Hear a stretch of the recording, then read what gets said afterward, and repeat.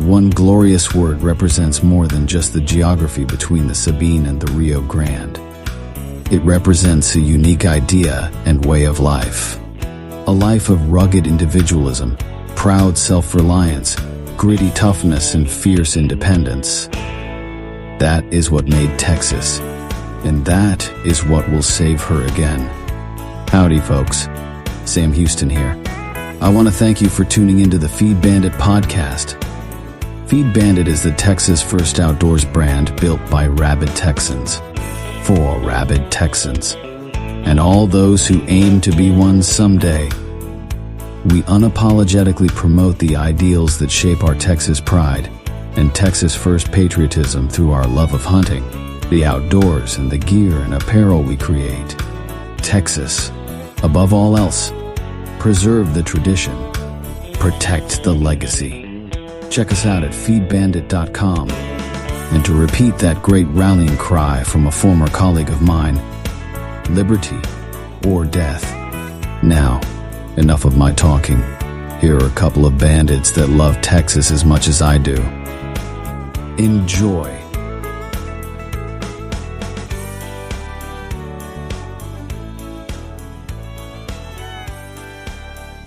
Howdy, friend. Welcome back to the Feed Bandit podcast. Jimmy back with you. And on this one, we're going to continue our series on TEXIT, or the series I call Leave the Swamp. We're reviewing the book called TEXIT by Daniel Miller. Just to remind you, Daniel Miller is the leader of the Texas nationalist movement. This is the main organization that's trying to rally and organize folks around the idea of TEXIT, of Texas asserting its independence and becoming its own country again. Something we're very sympathetic to here, to say the least, here at the Feed Bandit podcast. And where we are is we are at chapter 5, and this chapter is called Laying the Groundwork. So in a review, I've been looking forward to this. This is I think this chapter will be pretty meaty, but with a lot of good information to kind of give us an idea of, what would it take? So let's just dive in straight to that, because this might be, I think this one will probably be broken up into 2 episodes. It's like I said, a meaty chapter. I'm going to skip the Texas history lesson today and jump right into this, and let's see what he has to say, see if we agree or disagree. Because a lot going on right now in the United States. Several months into the new Trump administration, and I think it could be claimed that it's been a real mixed bag so far. Of course, his whole shtick is "Make America Great Again," but he's full of contradictions, and that's kind of the scary thing. You kind of don't know where he's going to go. Ideally, the attitude here in Texas would be "Make Texas Great Again." That's the most important thing to us, dear listener. And, what I see coming out of the White House, Washington, D.C. now is, okay, he's saying some good things on, eliminating waste and trying to get us out of one war. But on the other hand, he's doing everything possible to make one particular small country over in the Middle East area he's doing everything to help that country wage its a terrible situation over there against undefendable people. And it just amazes me that it's more important to the administration to do that than to do some other things that could be focused internally in the United States to actually make America great again, not make David great again, so to speak. So we got to stay focused, eye on the prize. What we're here at Feed Bandit, what we're about here is Texas above all else. So that's why we're still continuing this Leave the Swamp series. And once we're done with TEXIT, we'll jump into something else, keep kind of studying this whole idea. And hopefully you're bringing up this topic and these ideas to your friends and family and colleagues casually dropping the word secession or independence into your daily routine to start stoking the brush fires of freedom in the minds of men. So I'm going to stop rambling and let's jump back into the book TEXIT, Chapter 5, Laying the Groundwork. The fault, dear Brutus, is not in our stars, but in ourselves. William Shakespeare, Julius Caesar. One clear lesson is taught for everyone by every single independence movement in recent history. This is especially true for Texas. The fate of any people lies solely in their own hands. Independence and self-government are never given to a passive people. It is never enough to wish for it or dream of it. It requires work, effort, and sacrifice. For most, that effort is limited to casting a vote. For others, it requires much more. In the end, though, the fate of Texas rests singularly in the hands of the people of Texas. And that's why, as an aside here, we're working on and considering kind of like a membership type program. We're tentatively calling the 300, and I'll have a podcast in the near future about why we're calling it that and what it means. But it would be similar to something like the Texas Nationalist Movement, but centered around, obviously, Feed Bandit and our ethos here, but it would still be with the idea of supporting, the Texas secession. The flip side of this is the reality that, contrary to the droning on of some ill-informed pundits, neither the federal government nor any of the other states have a say in the matter. An act of self-government is exclusionary by nature. It takes into account no one and no institutions other than those who are exercising the right. Imagine if another country tried to claim a right to vote in the next U.S. presidential election. The ludicrous notion would be summarily rejected. The same applies here. While there is no clear point-for-point analog that can be used as a blueprint for Texas, or for TEXIT, using long-established principles, current law, and generally accepted international norms can help develop a roadmap.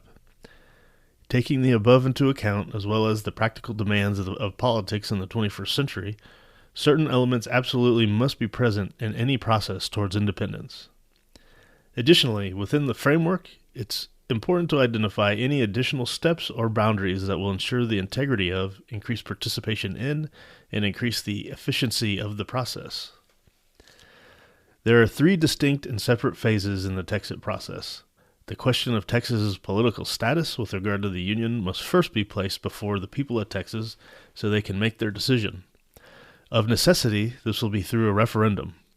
Next, if they choose to TEXIT, a transitional phase is initiated that will take Texas from membership in the Union to full independence. This includes implementing new structures of governance and implementation of policies that are clearly those of an independent nation-state. It also includes negotiating an orderly exit with the United States government. The final phase sees Texas as a self-governing nation among nations. Much of the confusion introduced into TEXIT discussions comes from jumping into debating the later phases of the process and then using objections to potential outcomes in those phases to justify opposing even having a referendum. It is akin to refusing to have children because there's even a small chance that they could do something you didn't like when they got older. That's a good analogy. These phases must be debated individually and at the proper times. Anything else isn't merely putting the cart before the horse, it's putting a pile of lumber that could potentially be a cart in front of a pregnant horse who hasn't given birth yet to the future cart puller. Not that these phases shouldn't be discussed, they should.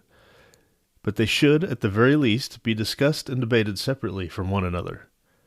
However, before engaging in a deep dive on the first phase, a TEXIT referendum, it's worth taking a look at the lay of the land leading up to a referendum to identify the conditions necessary to start the process.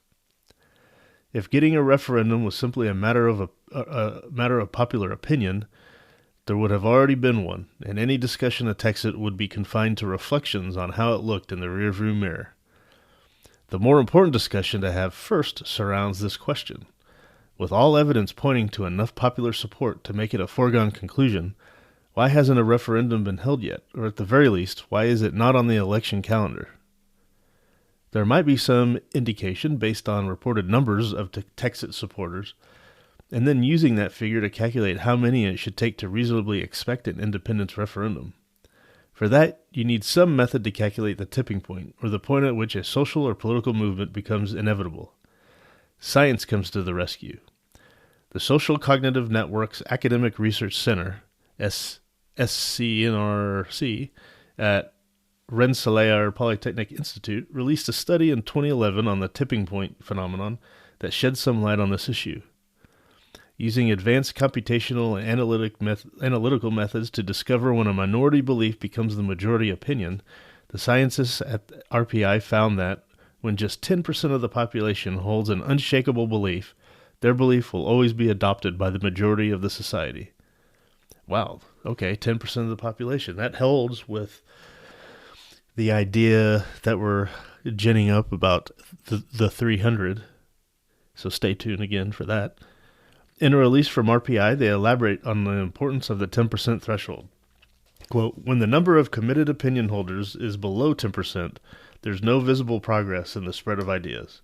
It would literally take the amount of time comparable to the age of the universe for this size group to reach the majority, said the SCNRC director Boleslaw Semensky, what a name, who's the Claire and Roland Schmidt Distinguished Professor at Rensselaer. Once that number grows above 10%, the idea spreads like flame. By using the standards set forth by RPI and applying those to the number of registered voters in Texas, we can approximate the number of TEXIT supporters at which getting a TEXIT referendum becomes a foregone conclusion. Between 1.2 million and 1.5 million people. But it's not just any people. According to the study, that number is qualified as committed opinion holders. This is where things get a bit fuzzy in determining its applicability to TEXIT. Because the study used computational and statistical modeling, it was a simpler matter to program, quote, unshakable belief. An unshakable belief is one that is strongly felt and unable to be changed. While this is a simple matter of adjusting an algorithm in a computer modeling, it is much harder to define, measure, and predict in a real-world scenario with actual people. This challenge probably accounts for the difficulty that social scientists and geopolitical experts have had in using statistical and predictive modeling to predict exactly when these tipping points will occur in mass social and political movements in advance of the occurrence. An article in the academic journal, the Journal of Democracy, titled China at the Tipping Point? Foreseeing the Unforeseeable, articulated this difficulty. Quote, regime transitions belong to that paradoxical class of events which are inevitable but not predictable. Other examples are bank runs, currency inflation, strikes, migrations, riots, and revolutions. In retrospect, such events are explainable, even overdetermined. In prospect, however, their timing and character are impossible to anticipate. Such events seem to come closer and closer, but do not occur even when all the conditions are ripe, until suddenly they do. This is where TEXIT exists. There is a sense that it's just over the horizon, yet, month after month, year after year, people are left wondering why it hasn't happened yet. TEXIT appears to be well beyond the tipping point that would indicate it is a foregone conclusion. It consistently polls high. In fact, over the last 10 years, those who support Texas leaving the Union have polled equal or higher than pro-independent Scots, Brits, and Catalans ahead of their respective referenda. All three of these held a referendum, yet Texas has not. In addition, the depth and diversity of Texans in favor of independence would be the dream of a politician. The support of a majority of Republicans, nearly half of independents, and a substantial percentage of Democrats is enough to get anyone elected in Texas at any level. In short, if TEXIT were a political candidate, it could get elected to any statewide elected office, yet still no referendum. However, those are just polls that ask simple binary questions with no consequence and no mechanism to measure the commitment of the respondent to TEXIT. And polls, as was shown in the 2016 U.S. presidential election, can be deceiving. To get an idea of how TEXIT stacks up in the real world and to get a better sense of the level of commitment of the supporters, one need only compare the leading organizational proponent of TEXIT, the TNM, or Texas Nationalist Movement, to other major political advocacy organizations by measuring their membership or declared support numbers as a percentage of registered voters in the geographical areas they serve. Among the top 10 political organizations considered the most influential across all 50 states, membership figures for the National Organization of Women, 0.34%, the NAACP, 0.21%, the National Abortion and Reproductive Rights Action League, 0.68%, page here, Move On, 0.21%, and LULAC, 0.09%, represent less than 1% of the registered voters. The National Rifle Association, 3.42%, Americans for Prosperity, 1.57%, and the U.S. Chamber of Commerce, 2.05%, are standouts in this group. Among the Texas-focused organizations, the powerful Political Action Committee, called Texans for Lawsuit Reform, only represented 0.11% of the registered voters in Texas, with the current favorite cause of Governor Greg Abbott, the Texas branch of the Convention of States Project, boasting dismal support of only 0.61% of Texas voters. In comparison, with all these organizations that are considered mainstream, the TNM has declared support of 2.31% of Texas voters. Even in the seemingly more relevant 21st century political battleground, social media, it has a larger social media following across all platforms than the Texas Republican and Democratic parties combined. Oh, that's good. As an aside, I am registered in the Texas Nationalist Movement website. You should too, at the very least. Go on there and have a profile. On the surface, getting a TEXIT vote should be a slam dunk. After all, the organizations compared above are consistently listed as the most politically powerful and influential pressure groups. They regularly get legislation introduced and enacted. Why does TEXIT have such a difficult time advancing a referendum? Because people are scared. Naturally. Which is unfortunate because there's nothing to be scared about, only to be excited about. But that's an aside. Taken at face value, TEXIT should have enough, quote, true believers to be well past the 10% threshold, highlighted by the RPI tipping point study. The entrance of TEXIT into the political mainstream, the solid positive poll numbers, and the strength of support base for its largest advocate organization are all indications of an upward trajectory and momentum. However, while the RPI study predicts the eventual adoption of TEXIT as the majority opinion, the study does not directly address timescales, nor does it take into account real-world impediments to achieving the objective. The fact is that while TEXIT may be closer than ever before, an almost undefinable invisible wall seems to be preventing it from achieving next-level success. However, if TEXIT is examined in the perspective of a true binary debate, as a choice with real-world political consequences and only two possible outcomes, as opposed to a basket full of ancillary issues as it's often treated, it becomes easier to identify these impediments and develop a clearer understanding of how they can be overcome. In looking at TEXIT from this vantage point, it ceases to be an abstract political theory or a mere thought exercise and becomes a real and concrete force in a war over ideas, with one side being leave and another side remain. In fact, this is the only honest way to evaluate TEXIT, since it is exactly how the question will be put to voters in an actual referendum. When the people of Texas actually get to vote on the issue, the choice will be solely between leave or remain. Leave. Go check out our polos. I have a leave shirt on there, modeled after the Zavala flag, the white Texas star with Texas around it. Instead, this one is the same, however, it says leave instead of Texas. You can wear that with pride. And probably get people to ask you what the heck it means. Well, that's the point, though. Simplifying it this way allows us to categorize every actor as being on one side or the other, and allows the objective evaluation of every action as to its benefit or detriment to its particular side. It also brings crystal clarity to the real impediments slowing the advance of the TEXIT cause. The explanation for these challenges in the war of ideas may lie in the work of Karl von Clausewitz, the early 19th century Prussian military theorist, whose On War has been used as a primer into the conduct of warfare. Its use over time has expanded beyond the traditional battlefield and found a new home in explaining challenges in the political and business arenas. In fact, the Warfighting Manual of the United States Marine Corps directly quotes Clausewitz on the difficulties faced when two opposing viewpoints contend for dominance. Portrayed as a clash between two opposing wills, war appears a simple enterprise. In practice, the conduct of war becomes extremely difficult because of the countless factors that impinge on it. These factors collectively have been called friction, which Clausewitz described as the force that makes the apparently easy so difficult. Friction is the force that resists all action and saps energy. It makes the simple difficult and the difficult seem impossible.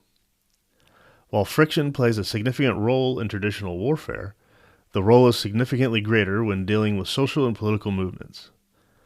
Armies are rigid in structure and discipline, and with inbuilt mechanisms to lessen friction. In short, there are far fewer variables in the equation.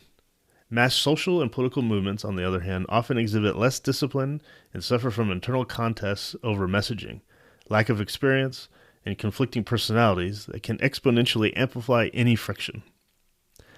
While there is a tendency to focus on the external opposition to TEXIT, the actual challenges to achieving TEXIT are primarily internal, and when taken as a whole, are the reason that TEXIT is at the threshold but can't seem to get in the door. To this point, if you examine the tactics used by those who oppose TEXIT, they are not direct assaults on the fundamental tenets of TEXIT supporters. They are, under the surface, attempting to bully, undermine, weaken, and demoralize the belief of TEXIT supporters and beat them into unthinking submission. I would add, to scare them. To a large degree, they've been successful. Their success weakens the foundation of support and consequently magnifies all the other challenges. These challenges are systemic to the point of being nearly impossible to unravel, so they can be addressed individually. The key word, though, is nearly. There are a handful of readily identifiable impediments to pushing TEXIT beyond the tipping point. While these impediments do not affect every supporter of TEXIT, the presence of one or more of these in significant percentages of TEXIT supporters help explain why TEXIT is at the door but hasn't crossed the threshold. Atomization. A solid example of the challenge this poses is the effect of the constant refrain from the media and half-baked academics claiming that a very small minority of Texans support Texas leaving the Union. There is an unrelenting stream of loud pro-federal propaganda that casts TEXIT supporters as political outliers. The string of being labeled un-American is often enough to shove many TEXIT supporters back in their holes. Yeah, because we're pro-Texas. We're un-Mordor DC. If the media dismisses or outright ignores the strength of TEXIT support, or when it bothers to cover the issue, heaps on ridicule, then it serves to atomize the supporters. No matter the strength of the poll numbers in favor of TEXIT, supporters still feel like they are an insignificant minority. This causes supporters to enter into self-imposed exile and hide from one another, never knowing their true numbers and always underestimating their true power. In short, they have been shouted and ridiculed into silence by the actual minority's opinion. Gene Sharp, the author of From Dictatorship to Democracy, labels this phenomenon atomization. In short, if a regime and its cronies can increase the perceived barriers between people and groups of people and convince people they are alone and are an insignificant minority in their opposition to the regime, they become effectively neutralized. There is no need to create martyrs if you simply make people feel alone in their beliefs. Right now, TEXIT supporters are highly atomized, falling prey to the greatest weapon in the arsenal of the opposition. The belief that few share this opinion. In the previously cited RPI study, the effect of this was clear. Quote, in general, people do not like to have an unpopular opinion and are always seeking to try locally to come to consensus. We set up this dynamic in each of our models. said NARC research associate and corresponding paper author Samit Srinivasan. To accomplish this, each of the individuals in the models talked to each other about their opinion. If the listener held the same opinions as the speaker, it reinforced the listener's belief. If the opinion was different, the listener considered it and moved on to talk to another person. If that person also held this new belief, the listener then adopted that belief. As agents of change start to convince more and more people, the situation begins to change. Srinivasan said, people begin to question their own views at first and then completely adopt the new view to spread it even further. If the true believers just influence their neighbors, that wouldn't change anything within the larger system, as we saw with percentages less than 10%. Regardless of how effective this tactic has been in the past, recent political successes and high-profile activism from leading proponents of TEXIT are increasing the resistance of supporters to this angle of attack. The recent public show of widespread support at the Republican State Convention, coupled with political candidates being forced to publicly declare their support for an independence referendum, has helped. But until TEXIT supporters begin to actively connect with other supporters of TEXIT, it will continue to be an issue. Political apathy. The natural byproduct of atomization is hopelessness, which leads to political apathy. Often all it takes to neutralize a TEXIT supporter is a declaration from a friend, family member, or someone with perceived authority that it will never happen. In the minds of many TEXIT supporters, if TEXIT will never happen, then there's no chance for self-government. If there's no chance to reclaim the right of self-government, then elections specifically and the entire political system in general simply do not matter. It is this sort of political apathy that prevents TEXIT supporters from realizing their full political potential and affecting the outcome of elections. If TEXIT supporters don't flex their electoral muscle, the political apathy on the issue is represented in one place where a referendum must first receive majority support, the Texas legislature. In 2011, Texans came within hours of having a piece of legislation filed that would have given them a vote on independence. State Representative Leo Berman, a former lieutenant colonel in the United States Army, had agreed to file a bill drafted by the TNM that would have placed the question of Texas independence on the ballot in November of that year. During his tenure in the Texas House, Berman had gained a reputation as a straight shooter and had become a vocal proponent for state-level action to combat illegal immigration. Frustrated with the lack of action on bills he filed in the previous session dealing with the issue of legal immigration, he laid the responsibility squarely at the feet of Texas Speaker of the House Joe Straus. Berman's frustration with Straus's leadership led Berman to run for Speaker in the 2011 session. It was a battle that he ultimately lost, and the results of that loss would have a direct bearing on TEXIT. After agreeing to file the independence referendum legislation, Berman received a phone call summoning him to Straus's office. 15 minutes later, Berman withdrew his support. He would later confide that Straus had issued him an ultimatum. If you file the independence bill, none of your immigration bills will see the light of day in this session. Berman made a pragmatic decision and deferred to Straus. However, even after withdrawing his support for the independence referendum bill, none of Berman's bills dealing with illegal immigration passed the Texas House anyway. Were TEXIT supporters politically engaged at a sufficient level in 2011, this scenario would have played out much differently than it did. Straus would likely not have been Speaker of the House, and the Texas legislature would have been populated by majority pro-independence elected representatives who would have had Berman's back. However, moving forward, the situation is likely to change. Emboldened by their newfound connections to the larger community of TEXIT supporters, they're starting to do the math and are realizing that there are enough of them in every area of the state to affect the outcome of nearly any state-level election, if, and only if, they vote as a bloc. But it only matters if they make TEXIT a reason to vote for or against the candidate and stick to their guns. In short, TEXIT supporters have to be willing to eschew the normal political divisions in partisan politics to make it their one and only voting issue. Boy, that'd be tough. I'm going to stop there. We'll continue this one on the next podcast, but I'll just say there's an example of the spineless, noodle-backed Texas Republican Party. How did this guy not realize that his immigration bills were not going to go anywhere anyway? Yet he still backed down. I mean, it's absolutely unbelievable. In what possible reason, other than underhanded bribery or chicanery, would this Strauss guy not want to have an independent Texas? Think about it. If he was Speaker of the House of its own country, he might have a little more power. But as it is right now, the state government is neutered by the federal government, which is completely against the Constitution as it was originally designed. States were meant to have the most power in any federal level power dispute. But over time, the states have given in and ceded over that power to the federal government a lot through the courts and that type of thing, but just basically not saying no to the federal government, agreed to be bribed with their own tax dollars. But this guy, the money strings that pulled the strings of this Strauss, Speaker Strauss, had other interests and did not want Texas to leave, probably due to massive federal government subsidies or something. You got to follow the money somewhere. But I totally agree.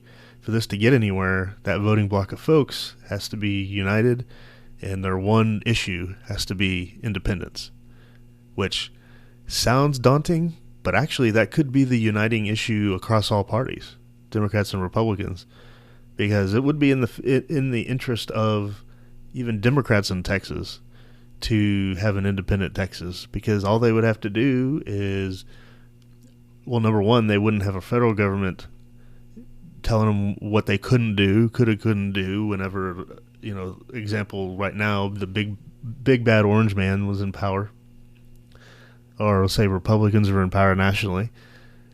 If they didn't have that from Washington, they'd be able to control their county or their city, or have their say in Austin, and have a bigger say in the state here. But, people can't see the bigger picture as far as that goes. But this whole idea of, yes, creating that voting block, that one issue voting block, and supporting those candidates that will do what it takes to make it a reality, it would definitely happen. I totally agree with his analysis here. And yeah, the support for it is massive. It's under the surface. We just have to stoke a little bit of a flame to light a fire in people's ass to support it, But while they say 10%, once an idea reaches 10% and then it goes out of control, like a wildfire, I actually think it only takes 1% of the folks to get the 10% to that level where they would be willing to vote or go out there and do the things just from pure support or conversations that are necessary to get that critical mass going. So it's 1% that creates the 10%, basically. And that's where the 300 comes in. And I'll get more into that in a future podcast. But for now, food for thought. Keep noodling on the laying the groundwork for TEXIT here. Very interesting. I'm excited to get more into the strategy and the hows and the whys and the wherewithals of seeing how this could actually happen. So we'll continue this chapter 5, laying the groundwork, on the next episode. I hope you're enjoying these Leave the Swamp series. I was going over TEXIT. Hopefully it's making you think, making you question whether being part of the Union, being under the thumb of Mordor DC, is actually part of the cosmic fabric of time, or is it something that, we wake up tomorrow, we're tired of it, we can divorce, we can have that, we get that albatross that's dragging us down into the abyss off of our necks and rise to the heights that Texas is meant to go on our own. So it fires me up when I read this. Hope you get excited about it too. Just keep your mind open, keep your ears open, and try to have those conversations with your friends, families, and colleagues just to plant the seed of Texas independence whenever you can. And on the next episode, we'll see you there. We'll be jumping back in to some more Texas history, some more hunting, some more all that type of stuff. We're very, very close to turkey season getting here, so I'm really excited about that. And with that, I will catch you on the next episode of the Feed Bandit Podcast. Thank you very much for listening, and y'all take care. And support your local feed store.